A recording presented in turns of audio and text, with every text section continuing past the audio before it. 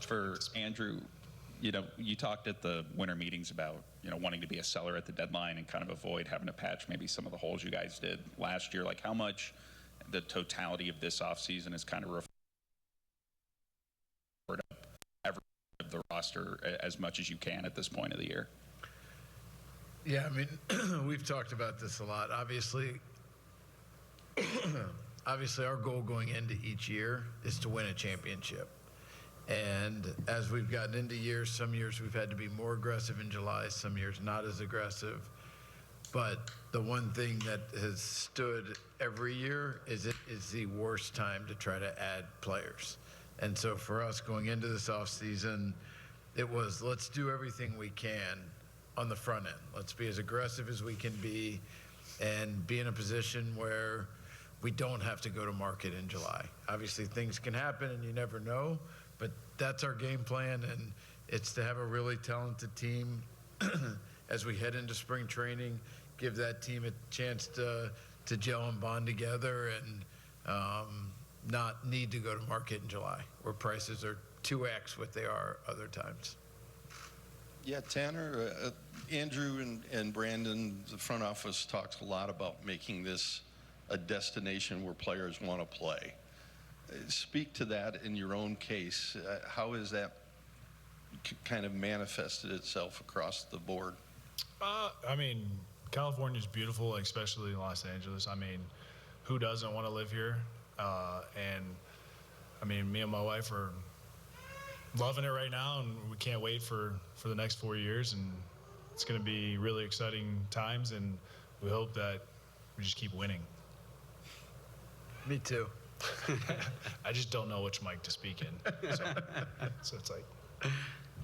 For any of the three of you guys, obviously you guys have kind of not had like a designated closer per se the last couple of years. Obviously getting somebody like Tanner who has that track record, do you envision using him in more of a designated closer role, or do you kind of foresee doing the same thing you guys have the past couple of years when it comes to that spot?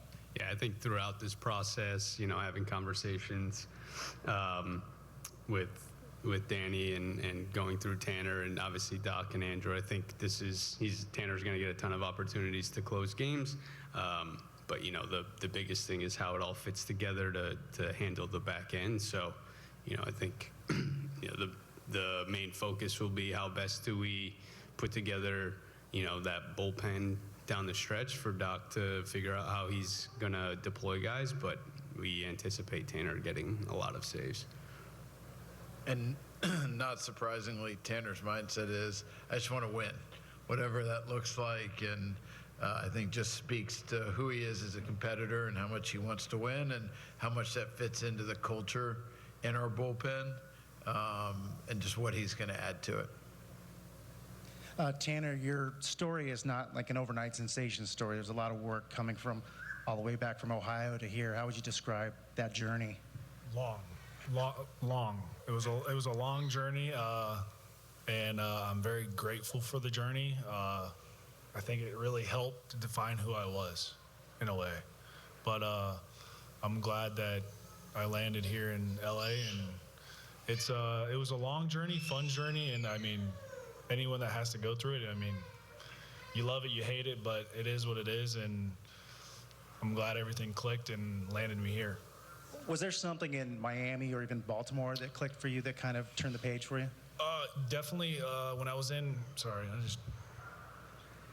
when I was in Miami, Mel Stoudemire Jr. really helped me, and my first year in Miami, I wasn't the greatest, and we worked a lot. So I give a lot of credit to him. And in 23 and 24, everything clicked, and it was, hey, I'm going to go out there and attack. I just want the ball. I want to win, and that's my mindset every single day. Hey, Tanner, I'm just curious, your last year started in Miami, you go to San Diego, you're here now. How much of a whirlwind have the past kind of 6 months felt like for you? It was a lot, but I'd rather it be a lot, and it's really positive. My time in Miami was great. My time in San Diego was great. We didn't want to play the Dodgers because they're a good team, and then thankfully they offered me, and I'm here now, and it was a great time at both those places, but I'm happy where I'm at now.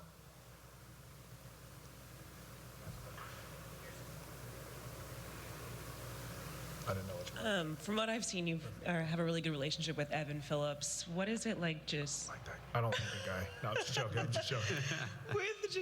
what has he told you about this bullpen, this group of guys, and how much you're looking forward to just building relationships and really getting to know even coaches like Josh Bard? Oh, yeah, I'm definitely excited to meet everyone. And then, yes, me and Evan have a really close relationship, and he's probably texted me way too much this offseason. I love the guy, but not that much. So, no, it's going to be really exciting to meet everyone. And, I mean, the bullpen's a small family inside of a big family, and it's going to be great to build that relationship and then keep moving forward with that. Cool. Thank you. Thank you. Thank you, guys. The two mics, I said good.